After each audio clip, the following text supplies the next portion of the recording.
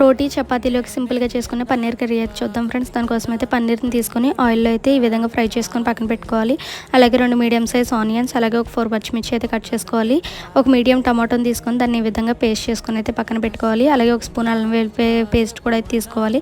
ఇప్పుడు ఇంకా కర్రీ ప్రాసెస్కి అయితే వెళ్దాం ఫ్రెండ్స్. దానికోసం అయితే గ్యాస్ ఆన్ చేసుకొని కడాయి పెట్టుకొని అందులో 2 టేబుల్ స్పూన్ ఆయిల్ అయితే వేసుకోవాలి. ఆయిల్ హీట్ అయ్యాక కట్ చేసుకున్న ఆనియన్స్, పచ్చిమిర్చి అయితే వేసేసుకొని లైట్ గోల్డెన్ కలర్ వచ్చే వరకు అయితే ఫ్రై చేసుకోవాలి. ఇప్పుడు అందులోకి టమాటా పేస్ట్ని కూడా వేసేసుకొని పచ్చివాసన పోయే వరకు అయితే ఫ్రై చేసుకోవాలి. ఆ తర్వాత అందులోకి చిటికెడు పసుపు, అలాగే రుచికి సరిపడినంత సాల్ట్ కూడా అయితే యాడ్ చేసుకొని బాగా మిక్స్ చేసేసుకోవాలి. ఆ తర్వాత అందులోకి 2 స్పూన్ల కారం కూడా అయితే యాడ్ చేసేసుకొని తగినంత వాటర్ అయితే పోసుకొని వాటర్ అనేవి బాయిలింగ్ అయ్యే వరకు అయితే కుక్ చేసుకోవాలి. ఇప్పుడు అందులోకి ముందుగా మనం ఫ్రై చేసుకున్న పన్నీర్ ముక్కలను అయితే వేసేసుకొని బాగా మిక్స్ చేసేసుకొని ఆయిల్ అనేది పైకి తేలే వరకు అయితే కుక్ చేసుకోవాలి. ఇప్పుడు అందులోకి ఒక స్పూన్ అల్లం వెల్లుల్లి పేస్ట్, ఒక స్పూన్ ధనియాల పొడి, ఒక స్పూన్ జీలకర్ర పొడి అయితే వేసేసుకొని బాగా మిక్స్ చేసేసుకొని కొత్తిమీరతో సర్వ్ చేసేసుకుంటే పన్నీర్ కర్రీ అయితే ready friends. Okay, bye friends.